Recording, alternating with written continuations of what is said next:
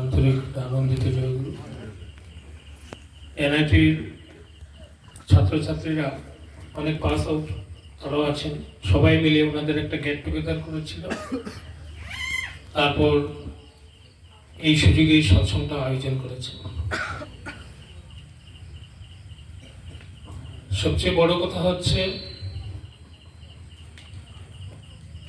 যে আমরা ঠাকুরের কাছে আসলাম,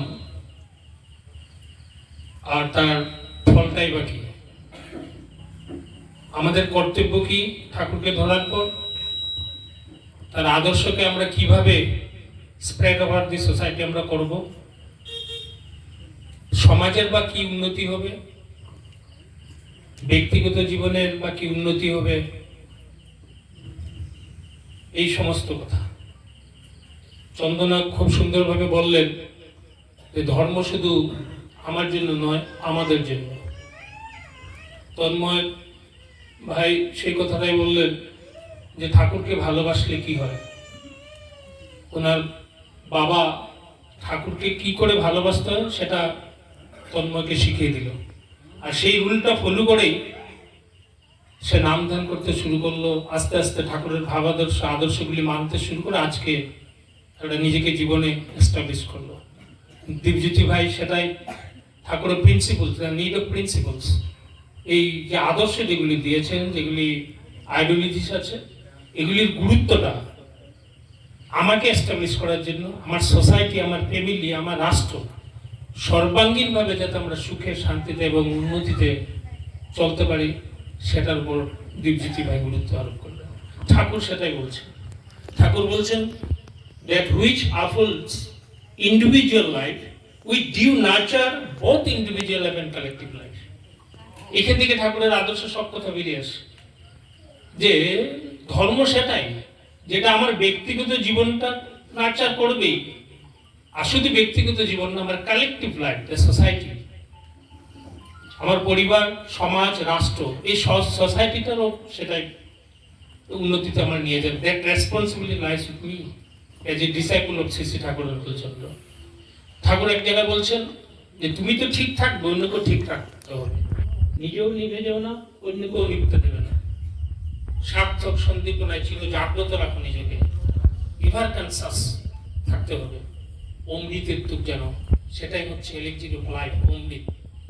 গতিকে আমরা কত বড় দায়িত্ব দেব যে নিজে নিভে যাব না, অন্যকেও নিভতে দেব না, সার্থক সন্দীপনা আমি চির জাগ্রত রাখবো নিজেকে, আর সেটাই হচ্ছে অমৃত। আমরা ভুল কেন করি? এই যে আচার্যদেব বলছেন, একজন মানুষ এসে সেই অ্যাক্সিডেন্ট করলেন, তখন আচার্যদেব বলছেন যে মূল কারণটা হচ্ছে ল্যাক অফ কনসেন্ট্রেশন, তার জন্য তার অ্যাক্সিডেন্ট। সায়েন্টিফিক অ্যানালাইসিস কি? Lack of concentration. তো গতিকে সবসময় কনসেন্ট্রেটেড আমি কিভাবে থাকবো? ঠাকুর সব দিয়ে গেছেন, কিন্তু সব দিয়েছেন। এই নাম ধ্যান কথা তার বক্তারা বললেন, পূর্ববর্তী বক্তারা, যে কি নাম ধ্যান করলে কিভাবে ব্রেনটাকে কনসেন্ট্রেটেড করতে পারি। আচার্যদেব এবারে এসে বললেন কি আরো, যে যখন যেখানে যাবে ঠাকুরকে বলে যাবে যে ঠাকুর আমি এখানে যাচ্ছি, বাজারে যাচ্ছি, স্কুলে যাচ্ছি, ইত্যাদি ইত্যাদি। তার মানে কি ভাবমুখী থাকতে হবে। সত্যানুসরণ ঠাকুর লিখেছেন, বলেছেন যে ভাবমুখী থাকতে চেষ্টা করো, পতিত হবে না, তুমি অগ্রসর হতে থাকবে। আমার যেটা টার্গেট সেখান থেকে আমি পড়ে যাব না, আমি বরং অগ্রসর হতে থাকবো। তো these are essential parts of life and we must follow this things. না হলে কিন্তু আমি মানুষও মানুষ হতে পারবো না, মানে টেস্ট অফ লাইফ যেটা সেটা আমি পাবো না। কিন্তু ঠাকুর সব দিয়ে গেছেন, তাকে ভালোবাসতে হবে। যে প্রেমের কথা বললেন, ঠাকুর বললেন love which does not nurture growth and development, life and growth, that is which in character. যেই ভালোবাসা আমার জীবনটাকে বৃদ্ধি করতে সহায় করে না, তার জীবনের বাঁচাতে সহায় করে না, সেটা কিন্তু ভূত। এটা ভালোবাসা না, এটা মিথ্যা, এটা একটা প্ররোচনা। গতিকে ভালোবাসা কি সেটারও ঠাকুর ডেফিনেশন দিয়েছেন। গতিকে সব অ্যানালাইসিস করলে দেখা যায় ঠাকুরের আইডিওলজি যে আমাকে অ্যাক্টিভেট করে তুলতে হবে, আর তার সঙ্গে সঙ্গে সবাইকে। যে অবিন্দাদার কাছে ওনারা যখন গেছেন ছাত্রছাত্রীরা আজকে সৎসঙ্গের ব্যাপারে, ওই ঠাকুর এই কথাটাই বলছেন। তিনি অবিন্দাদা বলছেন যে সৎসঙ্গীরা তো থাকবে, কিন্তু যারা এখনো ঠাকুরের কথা শুনেনি বা ঠাকুরের শ্রীচরণে আসেননি, ওনাদেরকেও বলবে ওনারা যাতে আসেন। এটা আমাদের একটা টেন্ডেন্সি যে সবাইকে ডাকা, সবাইকে ঠাকুরের কথা বলা, কারণ ঠাকুর ছাড়া হবে না।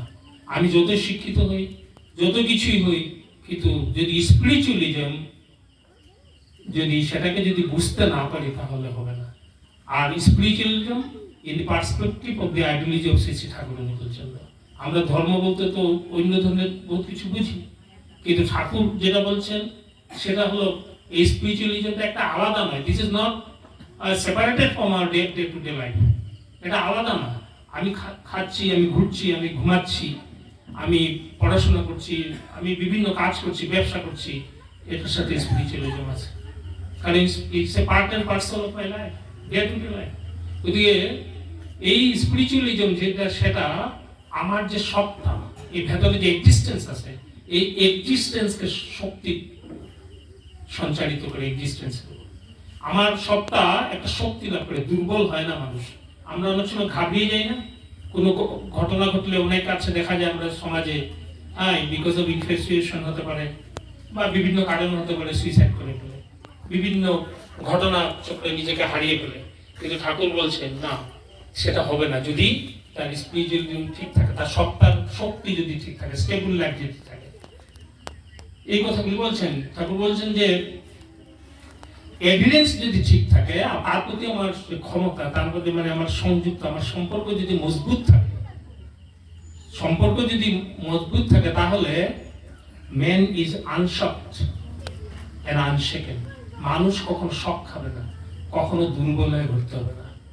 আমার তার প্রতি যদি এভিডেন্সটা যদি মজবুত থাকে, এটা কি করে বলবো? কারণ আমার সাইন্টিফিক্যালি তিনি তো আমার, তার উপর আমি ভরসা করছি, তিনি আছেন আমার ভেতরে, is very much within me, আছে ভেরি মাচ উইদিন মি। আমি তার প্রেজেন্স অফ দ্য লর্ড, যেটা প্রেজেন্স অফ দ্য লর্ড, ঈশ্বর যে আছেন, এটাকে আমি ফিল করছি।